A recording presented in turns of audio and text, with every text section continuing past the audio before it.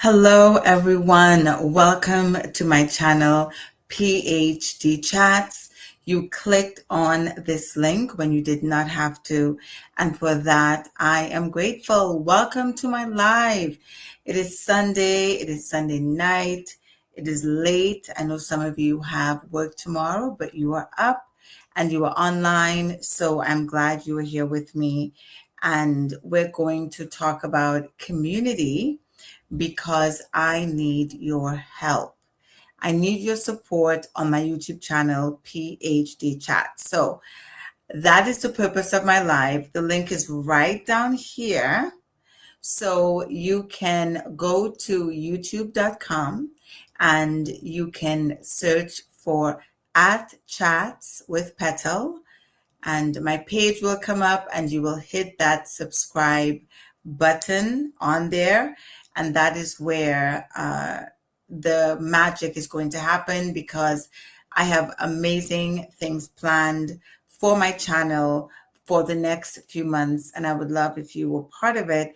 And to get my channel kick started, I need the viewers and the engagement so that YouTube knows people are watching and that my content gets sent out into the algorithm. So that's the purpose of my video. And it's also my familiarity, right? I'm acclimating myself to doing live videos. I have been on Facebook for many, many years, as most of us have. Some of us are posting content, some of us are not.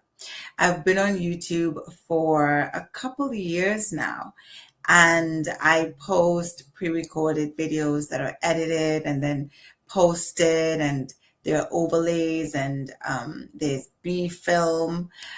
But this is live and this is happening right now. And there is naturally some anxiety and some discomfort and nervousness associated with doing things in real time, because there's no room for error, right? But that is the peace, that is the comfort comes in that it's okay to make mistakes. Like, what is the expectation that I come here and I say everything perfectly and I'm extremely entertaining? No, I am at the infancy of my journey as an online content creator.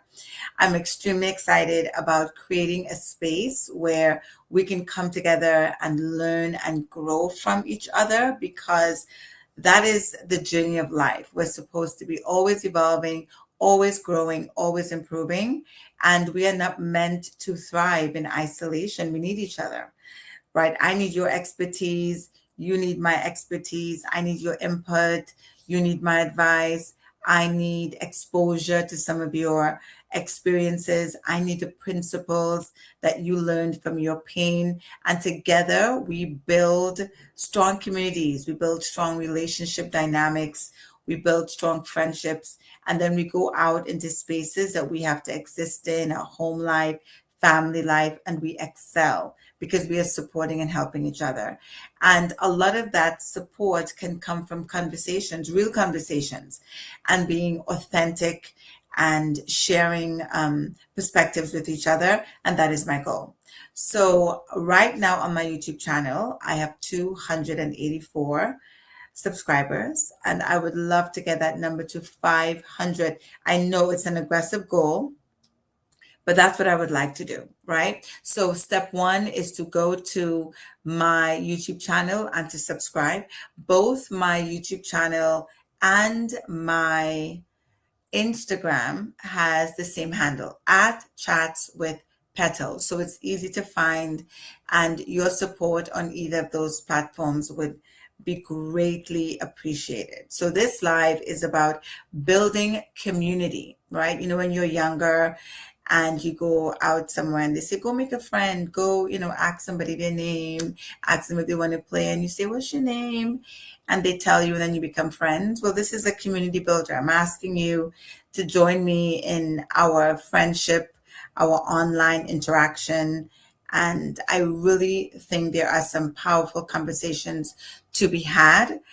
And our society is evolving. There's something happening right now in terms of our awareness, right? We're all sort of trauma informed.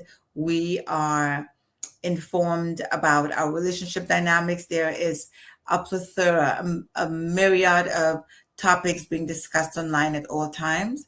And the important thing is not just the exposure to that information. The important thing is that we are growing and evolving and becoming better versions of ourselves, and also becoming people that other people are pleased to interact with, that we are a positive part of someone's day, right?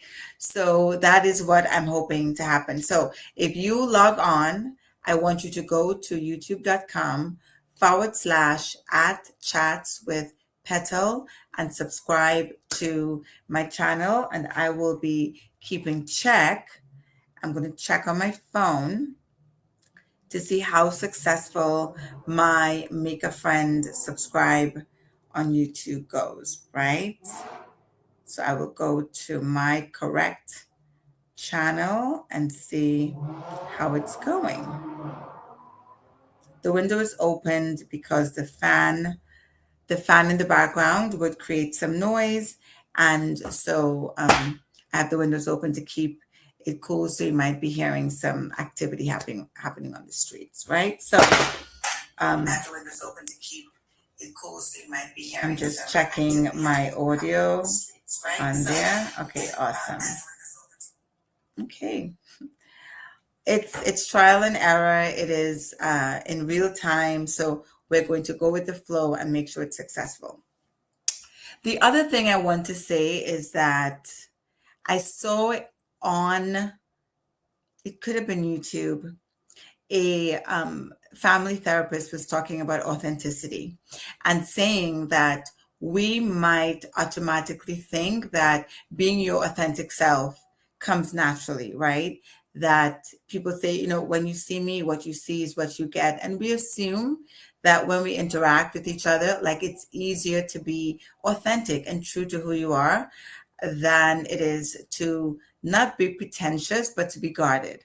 And we know now that being guarded is easier. It's a safe space. There's self-preservation. There's all types of thinking and ideas that are happening in our minds that make us put up borders and filter the information that we give with other people. And as a viewer on YouTube, because I'm a YouTuber, so as a viewer, I'm always watching channels and I'm asking myself, like, why am I still here? Why am I watching this person? What are they talking about? What are they saying that has me hooked, right? Why am I here past the 1 minute mark? Is it because I'm curious about what they're talking about? Is it because the content they're sharing is what's pulling me in? Is it because the person themselves is captivating and the set and everything around them is really nice to look at? Like, what is it that's keeping me beyond the 1 minute mark?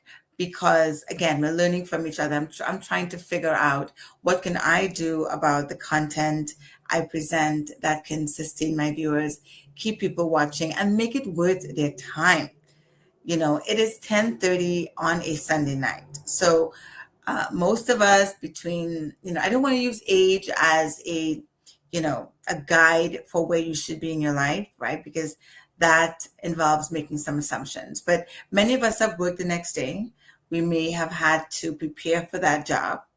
We may be preparing for the week on a whole. We may have children to get organized for summer camp because I know it's summertime, it's August holidays in the Caribbean.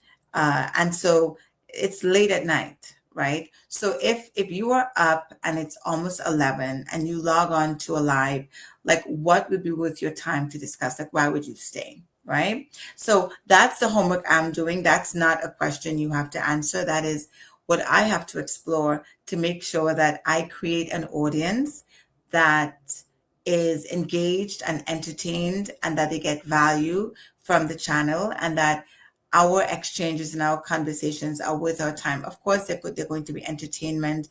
Of course, there is going to be humor, but there must be an opportunity for learning and growth. And that's what PhD Chats is about, right? So If you are on, you go to youtube.com/ at chats with Petal. Subscribe to my YouTube channel. I'm building a community of viewers so that we can learn from each other. So that is step one. So if you're on, you're subscribing both to my YouTube and my Instagram. They're both at chats with Petal. So make sure that you're on and you're not going to miss out on all of the amazing things that are going to be happening there very soon, right? That's one. So as my subscribers come on, I have my phone. When I tried to check in just now, the audio went on. So I'm checking for my subscriber count. How am I doing in general? I think a big part of our interactions with other people is that we often ask people how they're doing. And the question is more of a pleasantry than an actual inquiry. We want to know, but we're not asking because we want to know. We're asking because it's polite, right?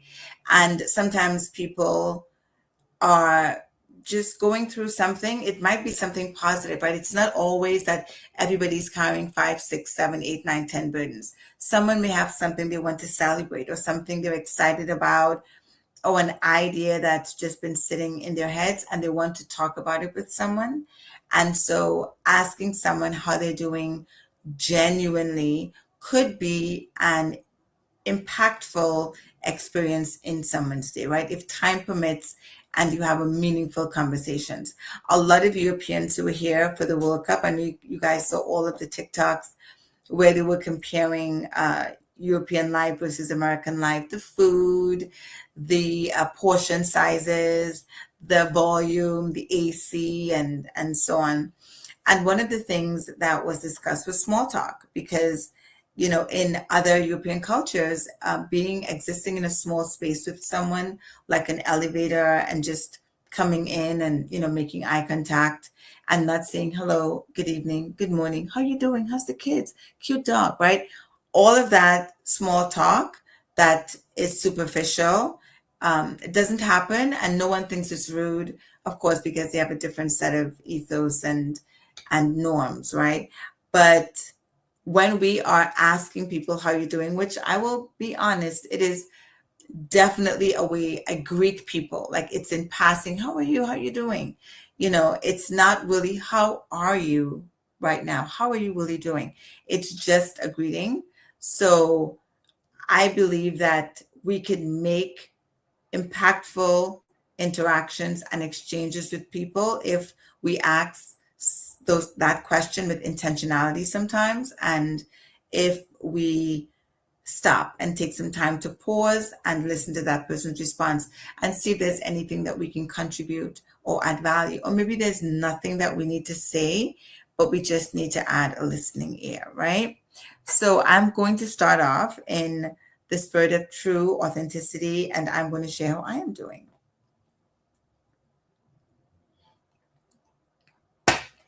So I am recovering from the World Cup.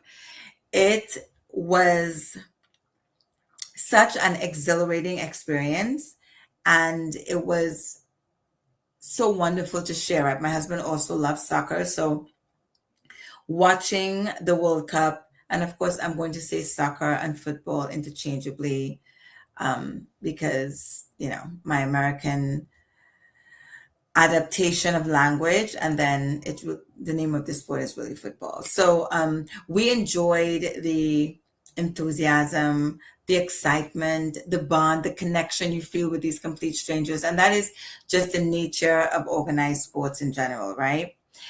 I thought of something today when the final was on, and I said to myself, had I just bet against myself, it's probably one of the most unhealthiest things to do, but had I just bet against myself for all of the games I watched, I would have put myself in a position to win either way, right? Today, the final between Argentina and Spain is the first game I watched since the knockout rounds where the team I was rooting for won. Every other team I rooted for in the knockout rounds lost every time. And I thought, oh my goodness, imagine if I was betting against myself and saying, okay, I bet that this team would win. And I mean like legal betting, right? Then I would win either way, right? So if the team I wanted to win actually won, then yay, because I really wanted to see a country off of the African continent progress through the stages, right? And if the team I was rooting for did not win, then I would have won the bet. So I mean, 100% of the teams I supported during the knockout rounds were eliminated. Wow. I mean, my heart today during the final, I was rooting for Spain. Um, and just knowing that these last few minutes could be the difference. And then after Spain was up one, and then Argentina, I'm like, I just felt that Messi was going to like score a goal. And I mean, the emotional investment is insane. I mean, it's positive stress, but wow, right? It really is captivating and entertaining. And kudos to FIFA for putting together such an exceptional tournament every 4 years. I thoroughly enjoyed watching the game. I had the opportunity, first time ever, going to an actual World Cup game and watching Brazil play Morocco, and then going to watch parties and watching at home. Amazing, right? The World Cup is completely exhilarating, and I'm just easing now into summer. As a teacher in New York City public schools, I'm not working this summer during summer school, so I'm using this summer to build my online presence, among other things, and that's why I'm here live. So if you are watching, I would like you to do two things. I would like you to go to my YouTube page, youtube.com// at Chats with Petal, and my Instagram page at Chats with Petal, and follow and subscribe, because a wonderful community of listeners and sharers and commenters are being built, and I would love you to be part of it, right? So, what is happening at PhD Chats? Why do I need you to go online and join my channel, and like, why should you be there? As I said earlier on, I really believe that we are meant to thrive and grow in community. And that community can be built up of people that you work with, your family members, people that you already have close relationships with. But the understanding is that we're there to support each other, help each other, make sure each other is winning, right? And make meaningful contributions in each other's life, and be a support and a help and a push and a pull. And it sounds really cliche, and it sounds, and maybe in some cases obvious, but you would not believe how many people do not have a circle of close friends, or a close friend, right? And I saw a documentary where um, medical professionals were talking about people who were in maybe car accidents, or who were about to have like surgery, or in some dire emergency, and they were like, who can we call? And they didn't have someone that they knew for a fact would be able to get up at 2 in the morning, jump in their car and drive and be there with them, right?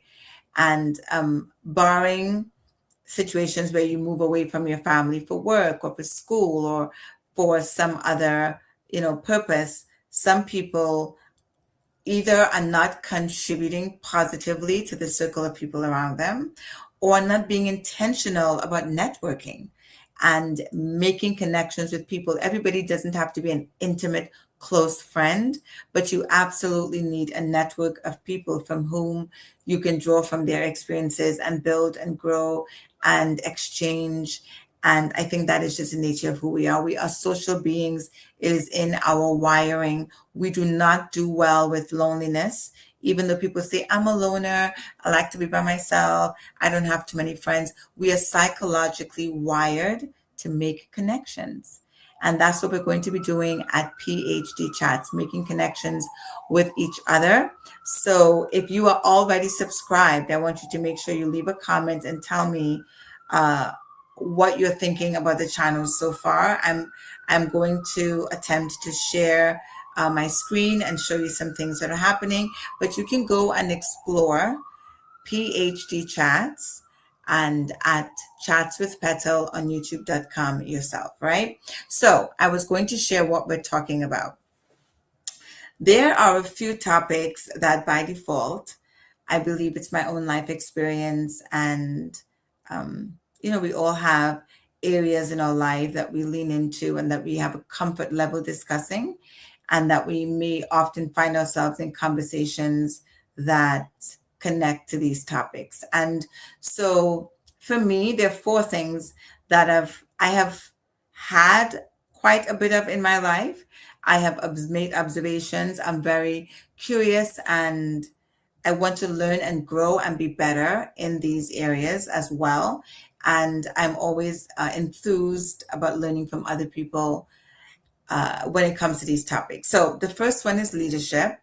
It's a broad, wide topic, but I believe that leadership is one of the dynamics, the systems that people enter into often without a full understanding of what the expectations are and what it requires to be successful in that space, right? I've worked in corporate leadership.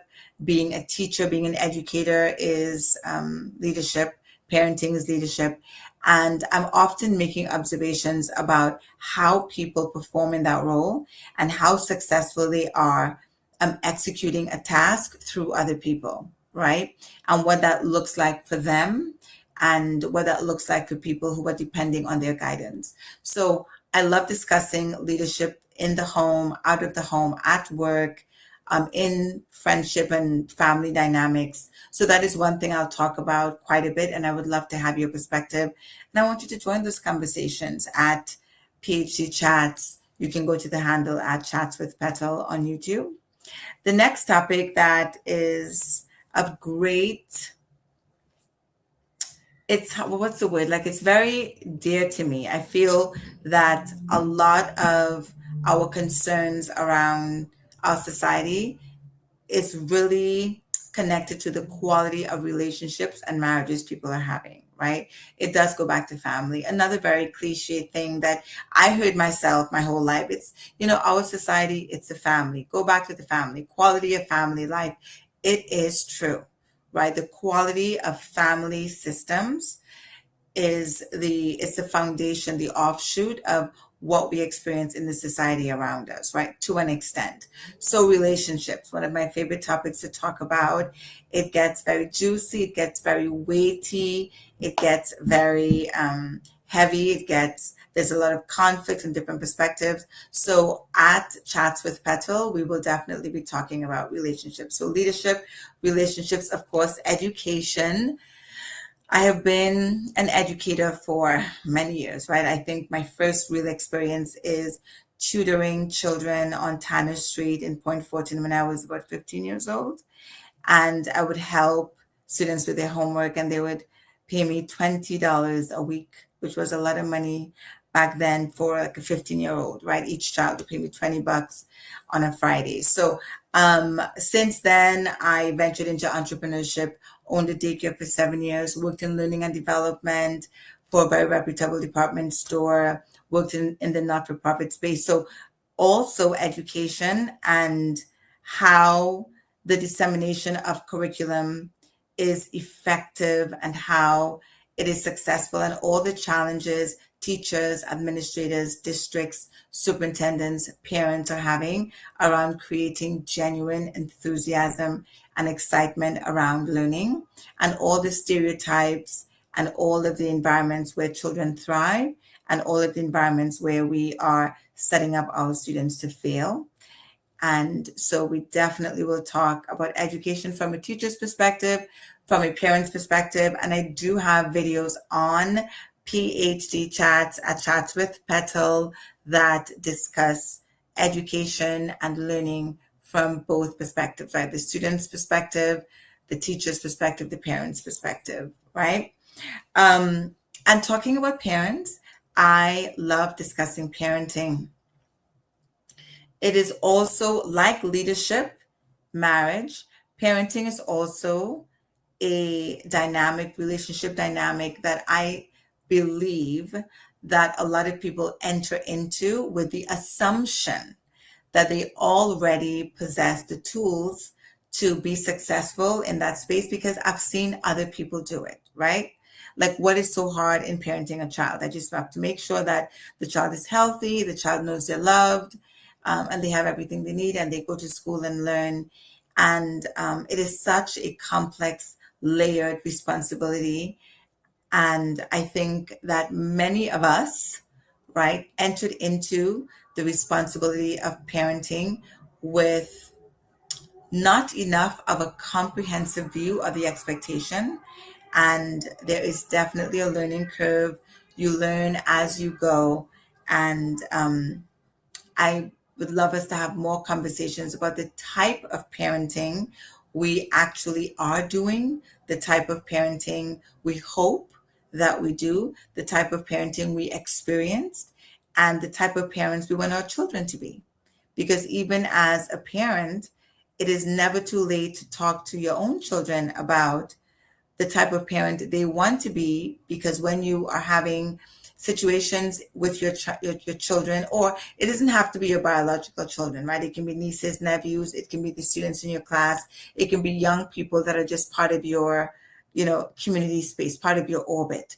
When you are resolving a conflict with them, it's very important to ask them, what would you do, right? How do you think we should solve this? It starts to build that thinking, the problem solving, critical thinking, analytical skills, but it's preparing them to, consciously think about what kind of leader, what kind of parent I would be, even as children. We're sowing those seeds really early. So leadership, relationships, education, parenting, that is PhD Chat, just being the best version of yourself and being confident and being whole and being healed, right? Being healed from trauma, being healed from your own judgment of yourself, and walking through life with purpose and with intention, and having spaces that you go to when you feel super strong and confident and capable, and having spaces and people you go to when you need support, when you need to be refilled, right? And being vulnerable and saying what you need, and not having the expectation that your problems is someone else's to solve, right? Because you are you own the pace at which people become aware of the things that you have going on, and it's your responsibility to communicate that, and not to say that this person knows me, this person loves me, they should know. So we want to be healed, and we want to be balanced, and we want to share that. I need your perspective. I need to know how I'm doing. I need to know how you're doing, and we need to learn from each other and thrive off of the expertise of each other. I really think that everyone should have a social media platform where they are sharing and giving, because we all have gifts, talents, and abilities, or we all have a unique combination of those things, right? And some of us may have gifts that are visible or easy to see, right? And some of us may have gifts that are not so visible. But regardless of that, you have something that someone else can benefit from. So in my world, if I were to create a world, everyone would have a social media platform. Everyone would share. Everyone would communicate. It doesn't even have to be the way I'm sitting here for the last 30 minutes interacting with you verbally. It could be that you put a camera over yourself repairing the air conditioning unit in your car. It could be that you have a camera on you while you prepare a healthy meal for your family, right? And that we look and we learn. There's an entire conversation around how much social media has taken away from our, face-to-face contact and the frequency of our interactions and the quality of those interactions, because even phone calls are fading away. Everybody's texting, right? So I really believe that we need to move back into connecting with each other. I feel even the way that we live and the way we buy homes and the way we plan for our future, I really believe that we should be living in, like, an enclave, a group of people together. Like, years ago you had an aunt who lived on one street and then the street over and down the street someone else. I really believe that we should be planning our lives to have larger family groups, even if it's not a biological group. Like, the idea of I'm living in one state, you're living in another state, or someone's living far away, and that all the people from whom we need the most support, or the people, that we are closest to, are the ones that are furthest away. That there's something about how we teach our children to plan their own lives that needs to involve being very intentional about being close to people that you want to really experience life with. I think we should have shared courtyards. I think that we should be rotating Sunday dinners, like you have a group of six families, and each family prepares dinner every other Sunday, and we all go to that house and we have dinner. That sense of community and that sense of closeness and sharing and vulnerability, we've lost that. We've lost that. We have physical distance. Now we have digital distance, so we really need to kind of correct some things. And so we're going to start with creating our community right here at PhD Chats, at Chats with Petal. We're going to have conversations. We're going to have live sessions. We're going to have amazing interviews. Can I just say that one of the many things that I'm grateful for is, you know, the quality of people that I have been blessed to have in my life. Wait till you meet them. Wait till you meet some of my family members, my closest friends, and my coworkers. I'm so blessed to have outstanding, amazing people that add depth, and that I benefit from their friendship and their care and their affection. And I can't wait to interview them, for you to meet them. And they are professionals, they have a wealth of knowledge. Oftentimes I'm having conversations and I'm like, guys, this should have been a YouTube video, because the conversation is so rich. It's a blend of entertainment and humor and depth and substance. And I say, guys, this should have been a YouTube video. We should have been online doing this, and everyone laughs. And I really believe that, we need to make sure that our networking is intentional and we have healthy, wonderful people around us that that really pour into us and help us to be the best version of ourselves. And also that we understand that we never know everything. We've never reached the zenith of seeking knowledge, that we need to grow, we need to learn, we need to evolve, right? We need to change, that everything we think about, all of our perspectives, all of our ideologies are not fixed, right? They are not perfect. And, as we grow and mature and as we engage with other people, we're going to amend some of those ideologies and learn about people and grow and just become better and better. So that is what I'm hoping having a shared space, a shared YouTube channel will allow us to do, right? So I brought my notes here because I wanted to make sure I kept on topic, and it has now been 34 minutes. If you are here, thank you. You saw the link. You did not have to click, but you did. So thank you for joining. And I would like you to go to my YouTube channel and join the group. I need your help. I need your help in building a community of 500 subscribers.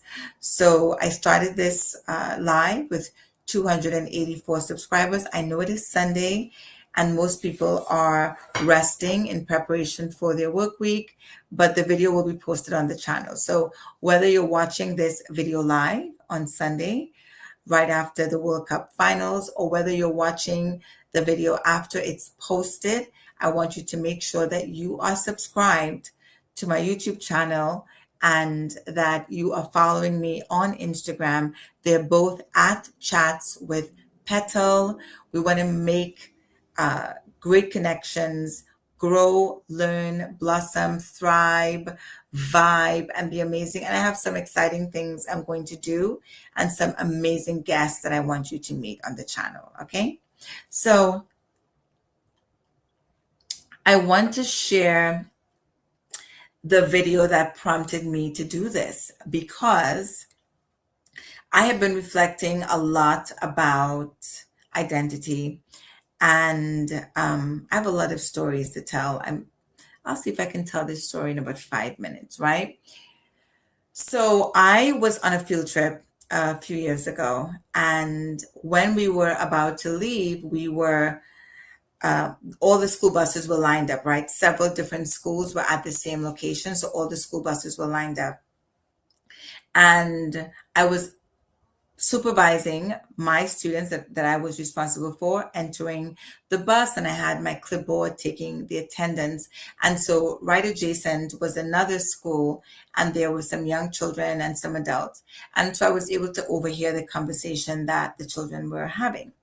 So it was a group of young boys, and I started hearing them saying, "No, you're not. Yes, you're not. Yes, you're black. No, I'm not. And but you are. But you're black, just like me." And so my ears peaked up because it was a conversation about race, possibly identity, and this child that he was receiving all of the retorts from his friends. He was saying, "I'm not black. I am St. Lucian." Right. And so they're like, you're black. And he's like, "No, I'm not. Like, you can ask my mom. I'm not black. I'm St. Lucian, And there was an adult there. So and I had my own responsibilities. And so I didn't leave the conversation, but I was very intrigued because I think, they were young kids. They were less than 13, maybe between 10 and 12, maybe I'm averaging. So it sounded just from the pieces I was hearing that they were talking about race and nationality and ethnicity. So, those terms are not even easily defined by adults, right? So far less children. So there was some miscommunication. So the conversation died down, and I continued to take attendance. And then an adult, I will assume was a teacher or parent, came over. And so one of the kids said, "I'll call him Mr. A." He said, Mr. A, isn't he black? Isn't he black?" And Mr. A said, "Of course he's black." And the kid said, "No, I'm not," and his rejection of that label with his friends, of course, was different from his rejection of that label with the adult, right? Because again, societal norms, we respect, we accept what adults say, on account of them being older. So he said, "No, I'm not." And the adult said, "Of course you are." And he kind of chuckled, like, "What? Like, what is wrong with you? Like, that's weird." And then he walked away. He didn't say all of those things, right? I am just adding the weirdness and, into the tone. But he said, "Of course you're black." Like, okay. He did say, "What kind of question is that?" Like, "Of course." And he walked away. Whew. And why that, in addition to the fact that that was very dismissive and that he didn't stop to really think about what the child was saying, and he missed an opportunity for education and for learning and for the understanding that we can allow people to identify as they choose, right? This young person obviously came from, maybe he was a first generation American, so he felt more connected to his St. Lucian, his Caribbean heritage, and maybe didn't understand what Black was. And as a person of Caribbean descent and as an immigrant, and I have a video posted on YouTube and Instagram that will explain all of that, my very last video, I totally identify with what he said. But I also had, so it was the dismissive tone of the adult, but also the fact that the adult was wearing a pin that showed solidarity with the LGBTQ plus community, or the pin represented his identification, his belonging in that community. And why that added another layer is because regardless of your position on the rights of people to love who they want to love, or what your moral convictions are or religious persuasions, I find it remarkable that the specificity with which they require you to identify them has been so clearly defined and labeled, right? And that every word that they have chosen as part of their identity as people is specific and intentional. And someone on the outside of that community who may not be as informed may be perplexed, right? You may find some overlap. You might want to say, well, if you're a part of the LGBTQ community, whether you're lesbian, bisexual, gay, transgender, or transitioning, you're gay. We could be just as dismissive and just say we're all gay. You're all gay, and that would be dismissive of the idea that there is a specific expectation about labeling. So him wearing that pin, about which is a marker, that, or hallmark of being very specific and intentional and transparent and explicit with how you would like to be identified, and then dismissing a child in that manner, created a conflict for me. Like that was two conflicting ideals, because your familiarity with that group means that you should also be familiar with the idea that identity is very layered and complex. So you can't have a selective awareness. Like if you're aware of that, you should have also been aware of that. So that is what really those two things, right, is what really gave me pause. Like we really have to be very aware of how we interact with people around us and how we define our identity and who we are. So I need you to subscribe if you're watching. Thank you so much for being here and taking time at after 11 p.m. on a Sunday night. Our live has now been 42 minutes, and I'm excited to see how much of your viewing of this video encourages you to go to my YouTube channel. I'm going to give you guys a call to action, right? I'm going to give you a task. So your task at the 45-minute mark, we're 3 minutes away. Your task is to, one, evaluate if you are following, right, me on Instagram at Chats with Petal.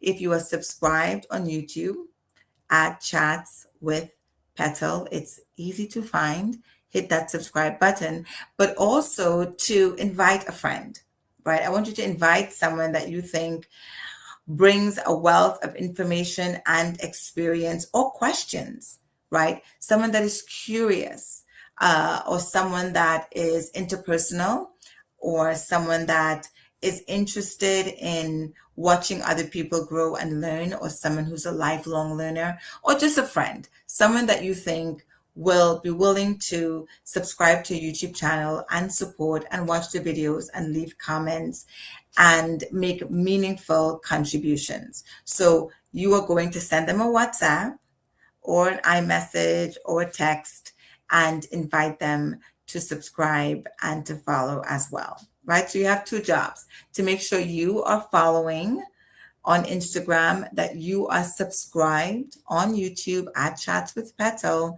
and that you are inviting someone else as well to join, right? So thank you so much for all of you who are on right now and watching. I appreciate that so much. Okay. And how many of you have joined and left and come on? I'm hoping that at the end, when this video is posted, that my request, the help that I need for me to build my community is successful. So we have another 15 more minutes. And great. Oh, I know why I told you that story. I wanted to talk about identity. I told you the story. And so I posted that video. The reason that I'm here tonight, I posted the video on 3 of my platforms. I posted the video exactly as is on YouTube. I posted the video on Instagram, and my Instagram and Facebook are linked. So it's posted on Facebook and it's posted on Instagram. And so right now on Instagram and Facebook combined, the video racked up 1,500 views. So over 1,500 people watched the video on I Am Not Black, right? Where I make an intentional statement about my identity and how I identify and what aspects of my experience contribute to who I am, right? And how I want that to be defined when you address me, or what descriptors and labels I lean into and which ones I reject. And I'm entitled to do that because I have autonomy over my identity. So I posted the video, proud of it, did the audio, I was excited, and I'm looking at the metrics to see the video's performance. So I said, wow, between Facebook and Instagram, the video successfully had 1,500 views. I go to the video's performance on YouTube. Do you guys want to know how much people watched it on YouTube? I can use my fingers. 6 people. 6 people. And the video's performance on Facebook and Instagram speaks to the idea that it was engaging, right? The video was shared, the video was saved. So the quality of the video, I touched on what my viewers and my subscribers are interested in hearing and debating and discussing and engaging in critical thinking. And I had a couple DMs about it.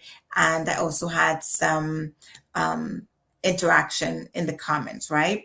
So the video fulfilled expectations, but it underperformed on YouTube. I have a wonderful support system, a community on Facebook and Instagram that has not translated to YouTube.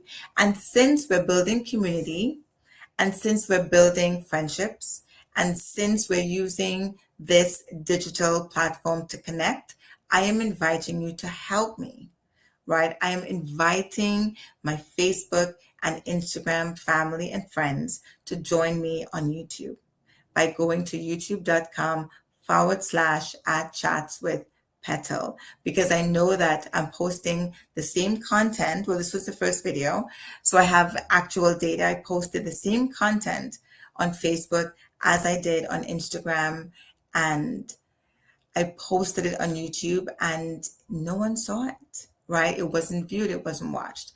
So I'm excited to see you. Go to youtube.com/@chats with Petal, hit subscribe, and then find a friend, send them a message. Not tonight because it's late, you don't want to wake anyone up, but send them a message and invite them to join. Say, my friend, my family member, my sister, my cousin, she needs your help, and she has a goal of 500 subscribers, and she would love you to join and support. Okay, so I would like to close off by telling a little story again about my World Cup experience. In the last few years, people have been talking a lot about core memories, and whenever someone posts a child or a young person having a rich experience, someone puts the hashtag core memory, meaning that there is such genuine joy being created in that moment that this child will never forget. And it's important, again, intentionality is huge, right? So as a parent, as an older sibling, as a neighbor, as a friend, as a teacher, as someone in the community, as a member of a church, you want to make sure that you are contributing to healthy experiences for young children and for young people on a whole, that they will often reflect and look back on as they get older, and that they will have core memories that make them smile, way into their adulthood, and that they will be discussing these memories and sharing it with others as well. So I am going to share my World Cup experience when I was a child. What really, when I got bit with the soccer bug, and oh my goodness, it was so captivating. So let me transport you back to 1990. So in 1990, I would have been about 13, right? I probably had just started secondary school, and Trinidad was in the final round for a qualifier, right? They were playing the United States, and they needed to draw this game in order to progress onto the World Cup, right? I believe the US needed to win the game, but Trinidad needed to draw this game. And listen, the World Cup fever, that memory is one of the most captivating. I'm talking about it, and I'm getting goosebumps. It's one of the most captivating and enthralling memories of patriotism that I remember in Trinidad. I mean, we had a song, a Strike Squad song. I remember the names. I remember Dwight York, of course, Russell Latapy, and I believe Brian Williams, right? Are you talking about a long time ago? And we were singing songs. I mean, their faces were everywhere. We were so revved up for this World Cup qualifier, and everybody wore red that day. Like, I remember exactly what I was wearing. I was wearing a red t-shirt. I don't remember what was on it, but I know it was a print. But I was wearing this red skirt, like a tiered skirt, kind of like what, someone might wear in Spain. Like, there was like ruffles on it. And I think my mother had bought that shopping in Venezuela, in Caracas. And so I had a red skirt and this red t-shirt. I mean, everybody was talking about it. Being part of something that is larger than yourself and that connects you to everyone else is such a comforting. It's like a big giant hug of a blanket. I remember that so well, right? And so the game was played, and Trinidad did not win, right? We lost the game. It was 1-0. And I remember I was sitting on the floor watching the TV. This is how I remember it. I don't remember a TV being where I see myself sitting, but I was sitting in the bedroom watching a TV on the back wall, and I'm like, did we have a TV there? Right? But that's how the memory is showing. And would you believe that that was also on the 19th? Because there was a lot of conversation today that today is the 19th, and that the Spanish player Yamal, he is 19 years old, and his number is 19. And I believe that picture he took with Messi was 19 years ago. But this match in 1990 was also on the 19th of November. And so Trinidad lost the game. And let me tell you, I just remember crying. I sat there and I cried. I just remember just the sadness. Like, as I watched this World Cup, I imagined the investment that the citizens of the countries had, because I'm not, Trinidad is not part of the World Cup, but any country I supported, I felt like I was a citizen of that country that day, right? So in 1990, that moment. It was in November, and it was the qualifying match, and Trinidad lost to the US. And can I tell you that there's an image I have in my head. I'm sure it's probably on YouTube somewhere, of Dwight York crying. Now, he had to be about 19, 20. He was very young, maybe, yeah, 18 or 19. And he was crying, and he was wiping his nose with his shirt. That was the first time I had seen a man cry publicly. like cry out, cry like that, like wipe his nose and everything. And I think it healed something in me. I thought, oh my God, that's okay. Because, the gravity of the loss, it deserved tears. And so Dwight York was the first man I remember seeing crying publicly and weeping openly. And he wasn't, he was unashamed. He cried openly. He wept. And I just remember that moment. I'm crying, he's crying on TV, we're all crying. And that's a core memory locked in. But beautiful tears, right? It was tears of pride.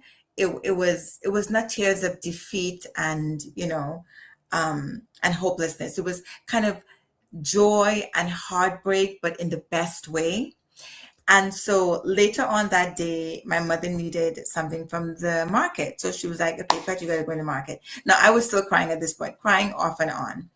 And so I had to walk to the market, still crying. I had my red on.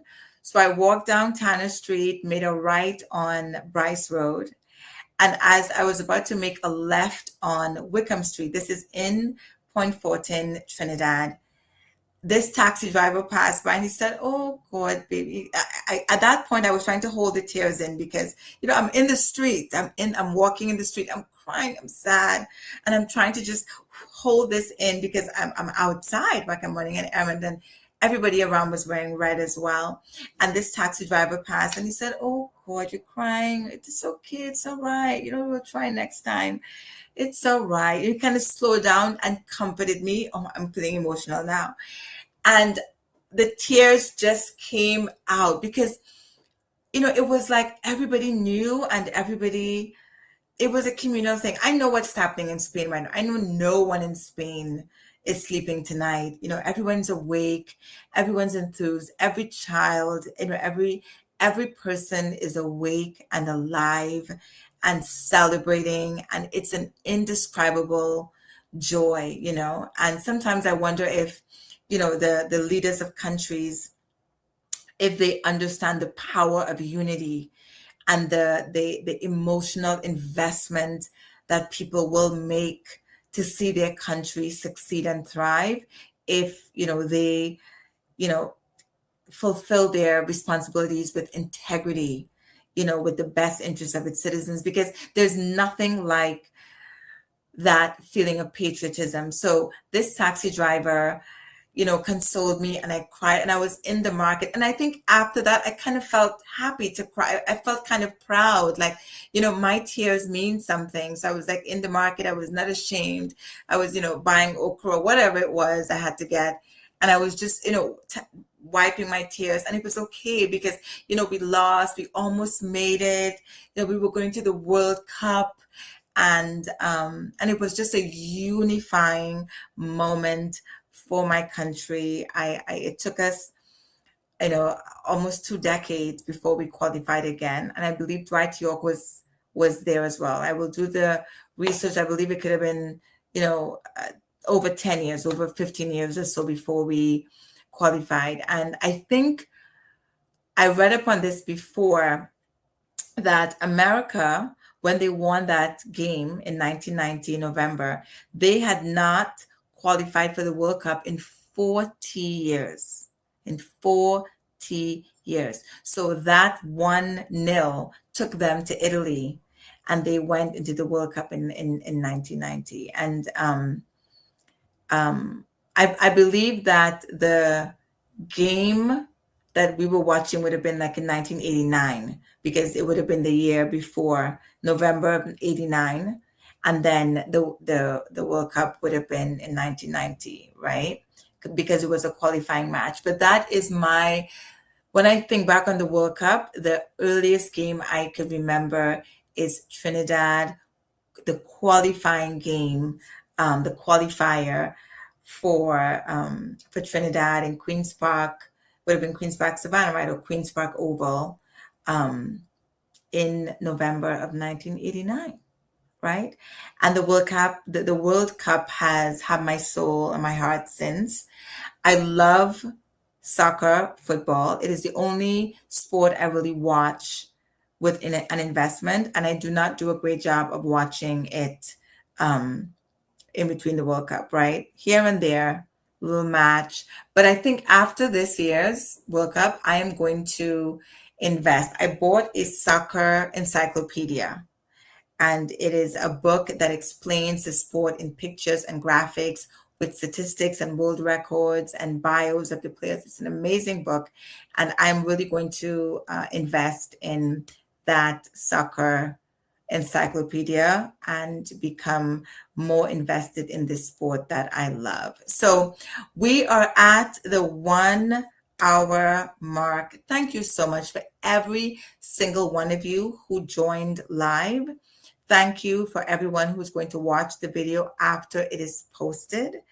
And I'm thanking you in advance for helping me and supporting me in building this community of viewers and uh, interviewees and interactions and questions and curious minds that I am building on my YouTube channel, youtube.com/ at chats with Petal. This was a great conversation, and I cannot wait to see your questions and comments in the comment section, right? So thank you so much for joining. Have a great night, everyone. Bye bye.